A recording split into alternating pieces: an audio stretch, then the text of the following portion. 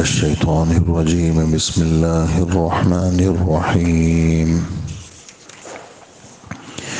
يا بني إنها إن تك مثقال حبة من خردل فتكن في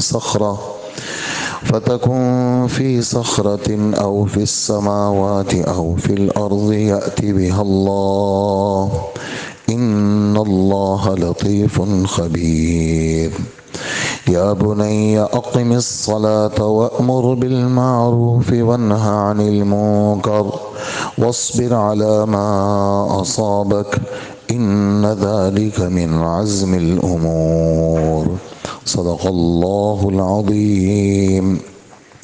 سورہ لقمان کی دو آیتیں آپ حضرات نے سنی، آیت نمبر 16 اور 17۔ حضرت لقمان کی وصیتوں کا تذکرہ چل رہا ہے، اور پہلی وصیت حضرت نے کی تھی اپنے بیٹے کو کہ بیٹا اللہ کے ساتھ کسی غیر کو شریک نہیں کرنا، اس لیے کہ مشرک کی بخشش نہیں ہے۔ کوئی بڑا سے بڑا گناہ اللہ کے پاس لے کر کے جائے گا تو وہاں تو اس کی بخشش کا امکان ہے، لیکن اگر کوئی شرک لے کے جائے گا تو شرک کی بخشش کا کوئی امکان نہیں ہے۔ اور یہاں یہ بات جیسے کہتے ہیں نا، یہ شرک کے علاوہ سارے گناہ معاف ہو جاتے ہیں، تو دنیا کے اندر تو سارے گناہ معاف ہو جائیں گے، یعنی شرک بھی معاف ہو جائے گا۔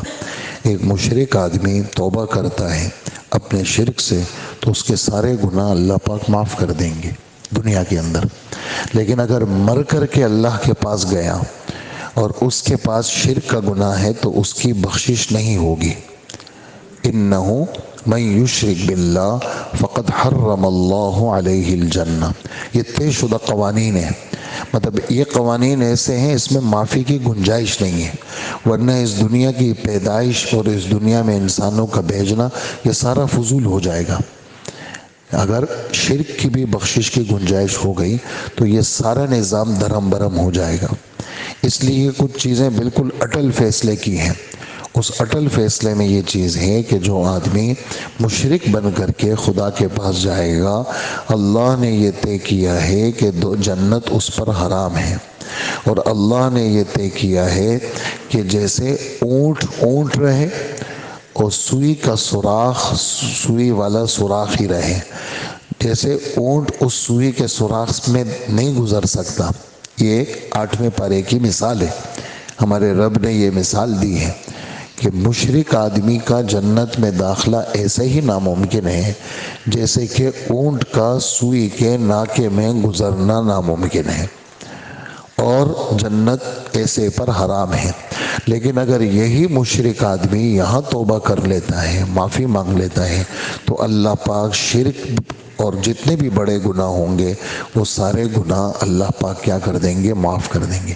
لیکن اگر خدا کے پاس گیا شرک اور کفر کے ساتھ گیا، اس لیے کہ کفر اور شرک یہ دونوں الگ الگ الفاظ ہیں، یہ ایک نہیں ہے، اور کفر کی قسمیں بھی ہم بعض محفلوں میں سنا چکے ہیں کہ کفر کی یہ قسمیں ہیں۔ تو کفر اور شرک، یہ یعنی شرک ایک خاص مضمون رکھتا ہے اور کفر عموم رکھتا ہے، تو یہ دونوں قسم کے گناہ ایسے ہیں جس کی بخشش اللہ پاک کی ہاں نہیں ہے، یعنی مر کر کے اگر چلا گیا۔ اس لیے کہ یہ والی بات تھوڑی سی، ایک ہوشیار آدمی نے 2-4 دن پہلے وہ کہا کہ میں نے علماء سے یہ بات پوچھی تو انہوں نے کہا کہ بھی شرک کا گناہ بھی معاف ہو جائے گا، تو میں نے اس کو عرض کیا کہ دیکھیں شرک کا گناہ معاف تب ہوگا جب موت سے پہلے توبہ کرے، اور شرک کا گناہ معاف نہیں ہوگا جب مر کر کے خدا کے پاس جائے۔ تو دونوں باتوں میں فرق ہے۔ مر کر کے اللہ کے پاس گیا شرک کا گناہ ہے تو معاف نہیں ہوگا، اور اگر زندگی کے اندر ہے، جی رہا ہے، ہوش و حواس میں، ہاں اگر موت کے آثار دیکھ لیے، یہ بھی بات ہے، جیسے فرعون نے موت کے آثار دیکھ لیے کلمہ پڑھنے لگا تو قبول نہیں ہے، تو اگر موت کے آثار دیکھ لیے کہ بھئی اب تو جا رہا ہوں، بس فرشتے بھی آ گئے، چیزیں دیکھ لی، اب کلمہ پڑھتا ہے، اب نہیں قبول ہوگا۔ مشرک کی توبہ موت سے پہلے بھی اس حالت میں قبول نہیں ہوگی جیسے فرعون کی توبہ اللہ نے قبول نہیں کی۔ تو یہ حضرت لقمان کی نصیحتوں میں سے ایک نصیحت کہ بیٹا اللہ کے ساتھ غیر کو شریک نہیں کرنا۔ بیچ میں والدین کے بارے میں اچھا خاصا ایک مضمون آیا، کچھ دن اس پہ ہمارے گزرے۔ آج پھر جو آیت نمبر 16 ہے، اس میں اپنے بیٹے کی عقیدے کی تربیت کر رہے ہیں اور اللہ کا علم محیط بیان کر رہے ہیں۔ ٹھیک ہے، یہ کچھ ایک تو یہ کہ میں اللہ کو مانتا ہوں اور میرا اللہ پر ایمان ہے، یہ ایک بات تو یہ ہے۔ ایک یہ ہے کہ میں اللہ کو مانتا ہوں، اللہ کی صفات سمیت مانتا ہوں، پھر اللہ مانتا ہوں، یہ بھی میرے علم میں ہے کہ میں اللہ کو مانتا ہوں، لیکن یہ بات مستقل میرے دل دماغ پہ حاضر رہے کہ اللہ مجھے دیکھ رہے ہیں۔ آپ نے سنا بھی ہر آیت کے ختم پر واللہ سمیع علیم، واللہ بما تعملون علیم، واللہ یعلم ما تبدون وما تکتمون، واللہ غفور الرحیم۔ اللہ سننے والے ہیں، اللہ جاننے والے ہیں، اللہ تمہاری ہر حرکت سے واقف ہے۔ تم جو کچھ ظاہر کرتے ہو وہ بھی اللہ کو پتہ، تم جو کچھ چھپاتے ہو وہ بھی اللہ کو پتہ۔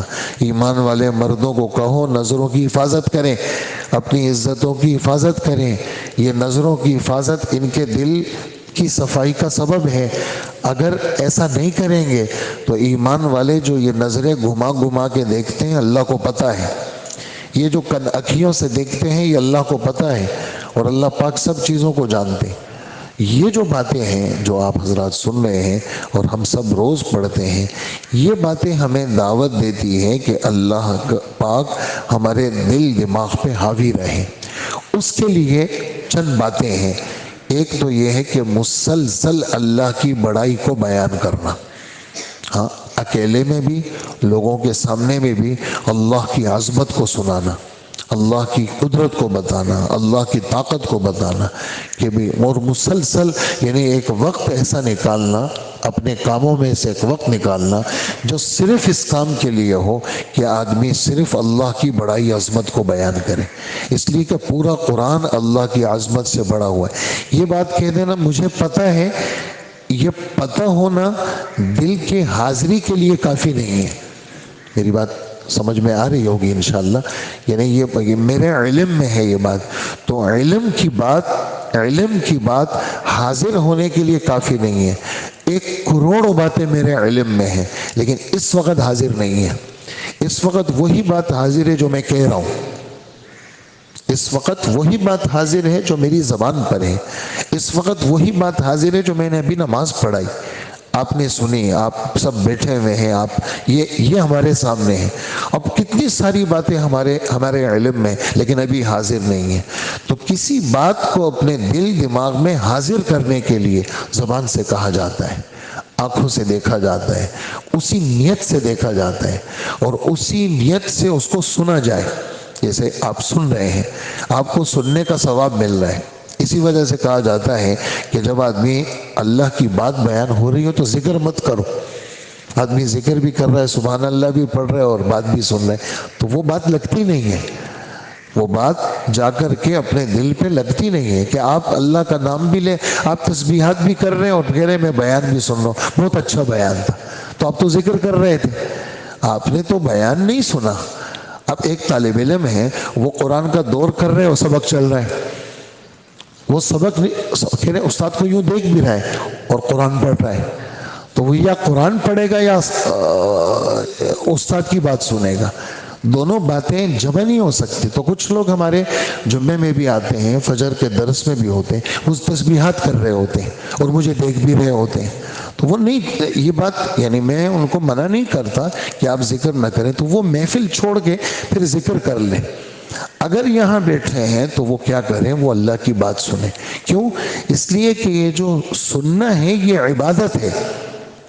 سننا انما یستجیب الذین یسمعون، یہ ہمارے رب فرما رہے ہیں حق بات کو وہی قبول کرتے ہیں جو سنتے ہیں، تو جو سنے گا نہیں اپنا ذکر کرے گا تو وہ کیا سنے گا؟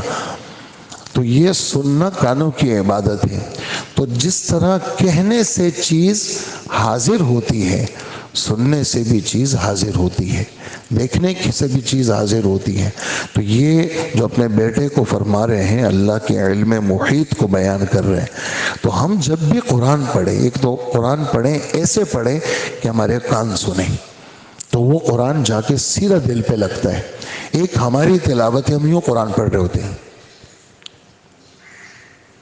یہ نہیں لگتا دل پہ، کہ تو آپ تلاوت ہو جائے گی، لیکن یہ دل پہ کب لگے گا؟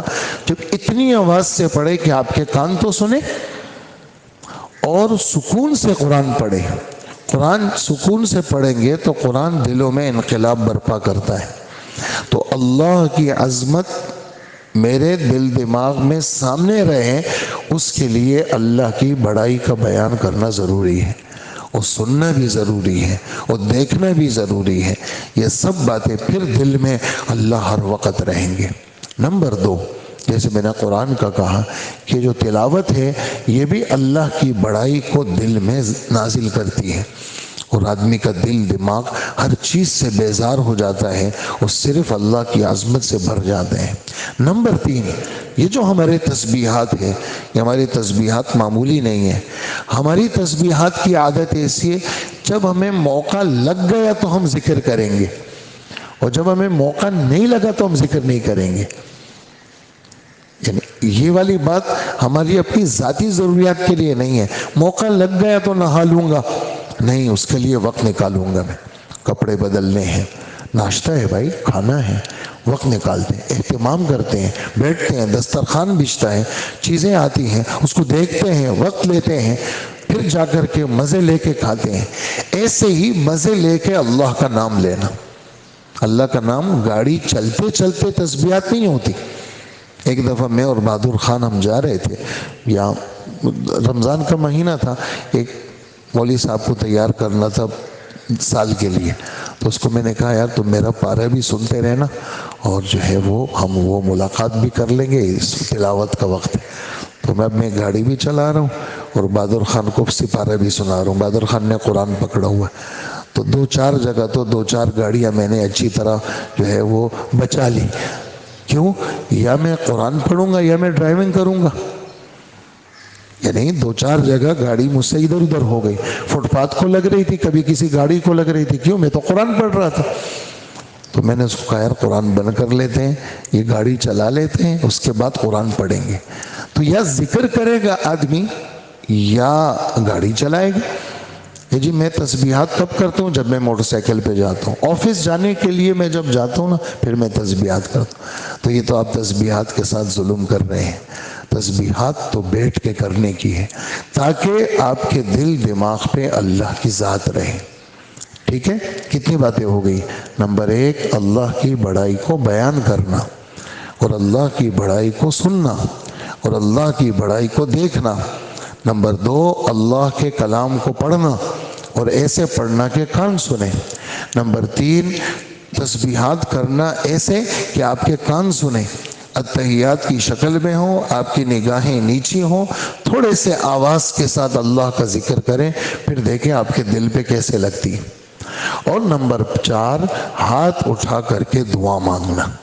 یہ چیزیں آدمی کے سامنے اللہ کو کرتی ہیں، اور آدمی جب اللہ اس کے سامنے ہوتا ہے تو پھر آدمی گڑبڑ نہیں کر سکتا، پھر فوراً اس کو ٹوک ملتی ہے، کیا کر رہے ہو؟